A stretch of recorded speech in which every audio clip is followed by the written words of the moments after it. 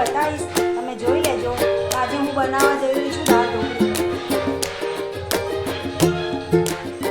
જોઈ લો, આપણે અહીંયા છે ને તેલવાળી દાળ લીધી છે.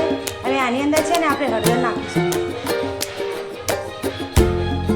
1 ચમચ હળદી. બરાબર, મીઠું નહીં નાખતી કારણ કે પછી અને મને મીઠું નાખવું એ મને ધાર્યું મીઠું. તો આપણે ઘઉંનો લોટ લઈ લીધો છે, જેમ માટે દાળ ઢોકળી બનાવવાની છે એટલે આપણે ઘઉંનો લોટ લઈ લીધો છે. હવે આમાં આપણે નાખીશું ધાણા જીરું પાવડર, પછી નાખીશું મરચું, લાલ મરચું, એ બી તમારા ટેસ્ટ પ્રમાણે તમે લઈ શકો છો. નાખીશું હળદર, 1 ચમચ, અડધી ચમચ, સ્વાદ પ્રમાણે મીઠું. આટલું નાખી દઈશું. પછી આપણે નાખીશું તેલ, 1 ચમચ નાખીશું તેલ, મતલબ 1 પરી નાખી દો. હવે આપણે છે ને સોફ્ટ લોટ બાંધીશું. લોટ બાંધીને પછી હું તમને મળું. અહીંયા આપણે દાળ ઢોકળીનો લોટ બાંધી દીધો છે. હવે આપણે એને છે ને 5-10 મિનિટ રેસ્ટ આપીશું. આપણે તપેલું ચડાવી દીધું છે. હવે આપણે છે ને એમાં તેલ નાખીશું,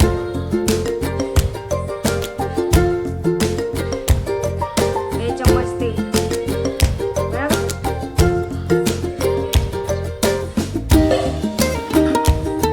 હવે આપણે નાખીશું આમાં જીરું.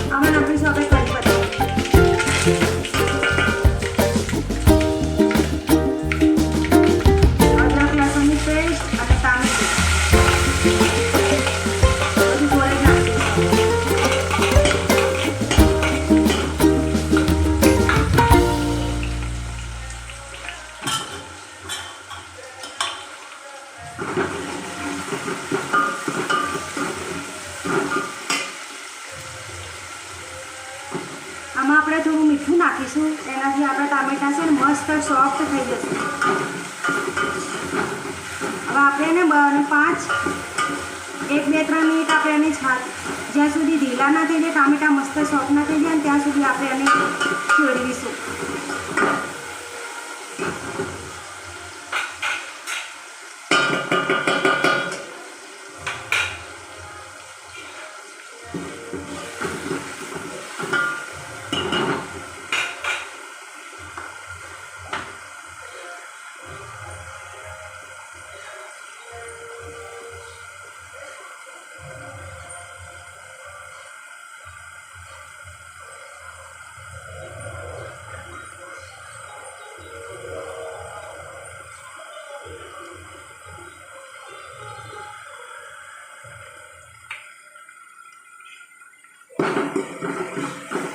અહીંયા આપણા ટામેટા મસ્ત સોફ્ટ થઈ ગયા છે. તમે જુઓ કેટલા મસ્ત સોફ્ટ થઈ ગયા છે. હવે આપણે આમાં નાખીશું મસાલા, 1 ચમચી મરચું, સ્વાદ પ્રમાણે. અમે થોડું તીખું ખાઈએ એટલે અમે મરચું, 1-1.5 ચમચી મરચું, 1 ચમચી ધાણા જીરું અને સ્વાદ પ્રમાણે મીઠું. હળદર તો આપણે નાખી હતી જ, પણ આપણે તો થોડી નાખીશું. હવે આ મસાલાને મસ્ત થવા દઈશું.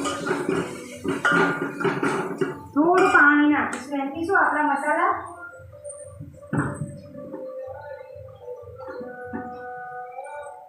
થોડું પાણી નાખીશું, એનાથી આપણા મસાલા મસ્ત ચડી જશે.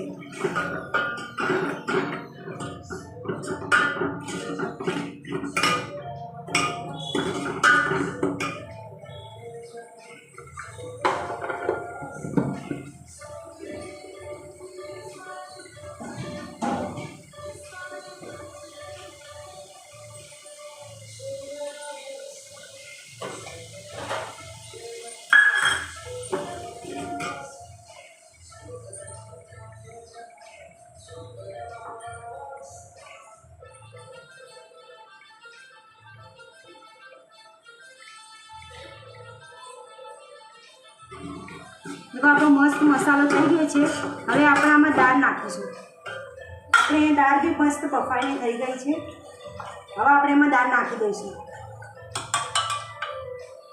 ધીમે ધીમે નાખજો ને, સાંટા ઉલળશે એટલે. અહીંયા આપણે દાળ નાખી દીધી છે, જુઓ તમે.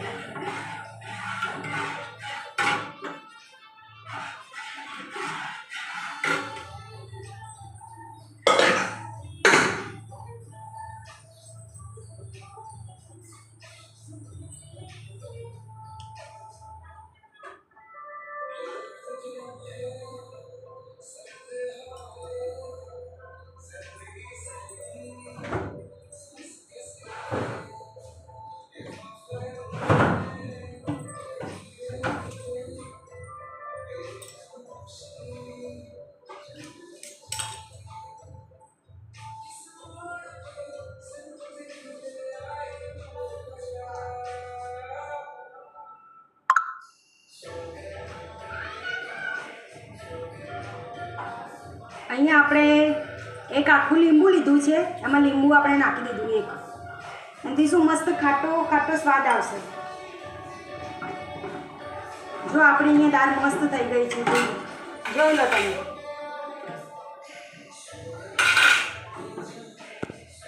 આપણે મસ્ત એક રોટલીના મસ્ત ચોરસ ટુકડા કરી દીધા છે. હવે આપણે છે ને આમાં દાળમાં નાખી દઈશું. એક એક કરીને બધી આપણે ટુકડા કરી દઈશું, પછી દાળમાં નાખીશું.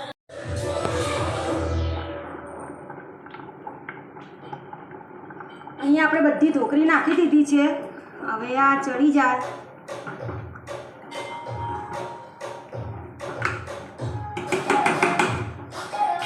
આપણે હવે ધાણા નાખી દઈશું.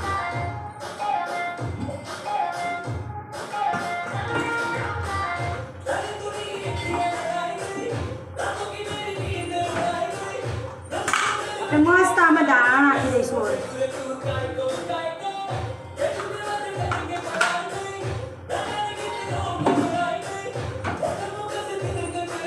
જો આપણી મસ્ત દાળ ઢોકળી તૈયાર છે.